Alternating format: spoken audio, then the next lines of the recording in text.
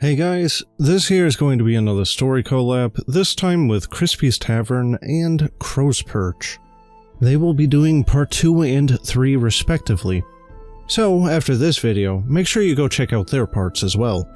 But without further ado, let's get into it.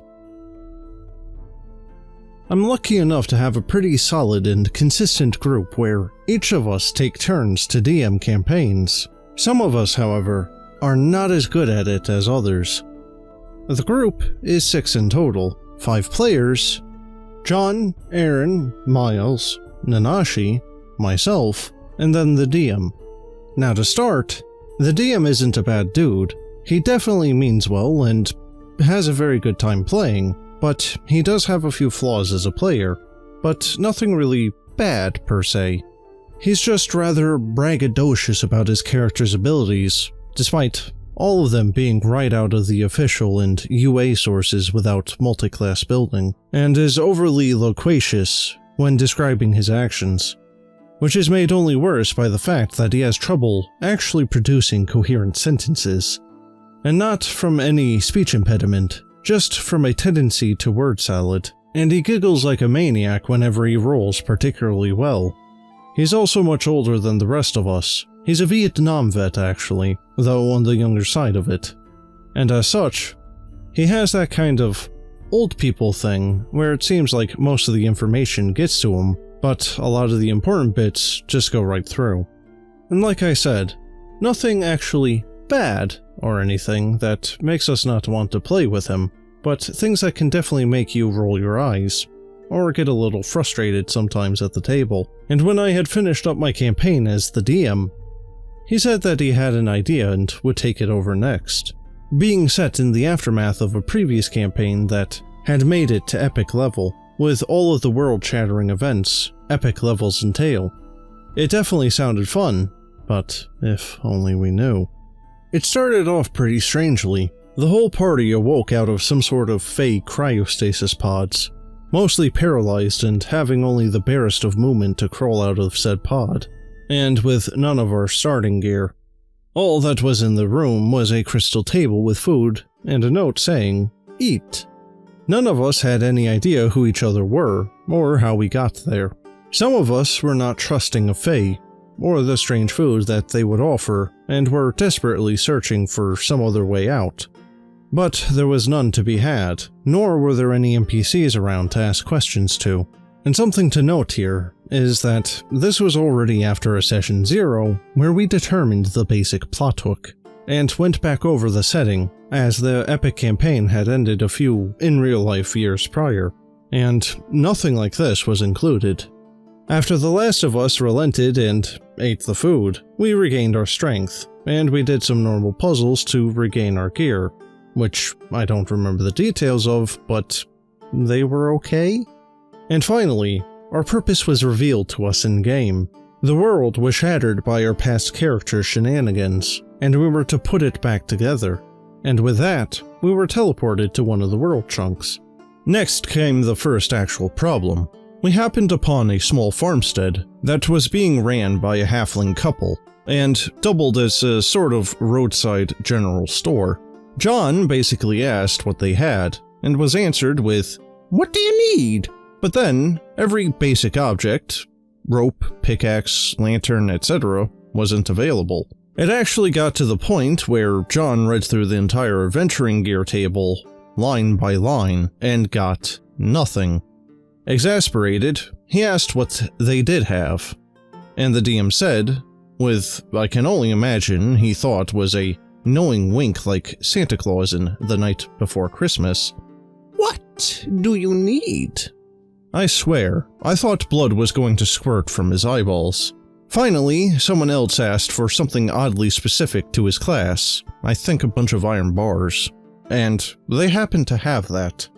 There was some more exchange after that, about what the heck kind of store this was, and the actual purpose was for the things that we as characters would specifically need. And why the heck did the DM just let John actually get through the whole dang table before telling us that? The next session saw us venture up to a mysterious and dark-looking tower. Making a rather simple infiltration through the front door, we embarked on what may, in fact, be the most bizarre and pointless dungeon crawl that I have ever experienced. A spiral staircase made up the spine of the tower, and each floor had a bunch of rooms with random objects on pedestals. Some examples, which remained on my character sheet with no purpose until the campaign's end, include a queen chess piece, a rook chess piece, a sheriff badge, a coin from a foreign land, and a small round stone. It was neat at first, anticipating that we would need these things for some grand puzzle later on, and a few of them were needed, but they were all found in the same room. Later on, we found several floors of what amounted to an empty barracks, rooms and rooms in all directions with a bed and a chest, and each chest did have a mysterious potion, which, after usage, all amounted to regular potions of healing. Maybe a potion of haste was in there, but nothing really remarkable, but intentionally mysterious, all the same. You may have also noticed that I haven't explained what class or race each character was, and that's because, until now, it didn't really matter much. 3 sessions in, and there was only a little bit of relevant roleplay, and 1 or 2 brief combats, but now, it would start to matter. Our cast is myself as an illusion wizard, a boxer-style monk, who is played by John, a dwarf forge cleric, who is played by Aaron, a gnome druid, who is played by Miles, and a Goliath grappling monk, who is played by Nanashi. As an illusion wizard, I did very little direct damage in combat, and focused more on fearing, confusing, or holding a person, etc. Well, that is until we found a room that had a kobold in it, who was immediately hostile, and happened to have in his possession a Staff of the Magi. And something to take note of here is that we were only level 5.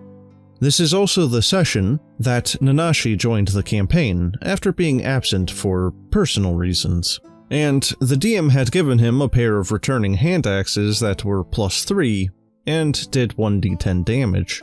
And again, we were level 5. It basically didn't make sense for us not to use these uber powerful weapons, even though they ran almost counter to our characters' playstyles. I brought this up, and the DM just kind of shrugged.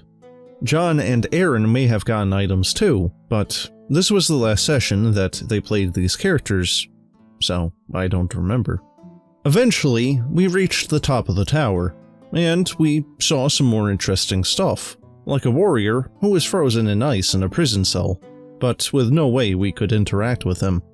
And after this whole thing was done, I asked about this random stuff that we found, and the mysterious prisoner, and the DM just laughed and said, "Yeah, I just pulled some cool looking stuff from a module I saw." It never actually had an intended purpose, even as small as something as being a red herring or a distraction, or even meaningful world building, since even he had no answer for what they were there for. Finally though, we fought a group of orcs that were stationed in the tower, solved a puzzle with a machine that needed gold, silver, or bronze medals put in the right order, reached the top of the tower, and that was the whole dungeon. This puzzle, by the way, was very poorly explained, and even after we had guessed right, we had to keep puzzling over it because he thought that we meant something else.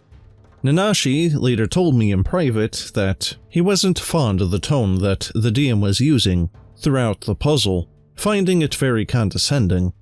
But eventually, we did do it, and the machine sprang to life, and we were whisked away on a rainbow to somewhere new. But this is getting rather long, and the worst of it has yet to come. So I'll split this here into 2 parts.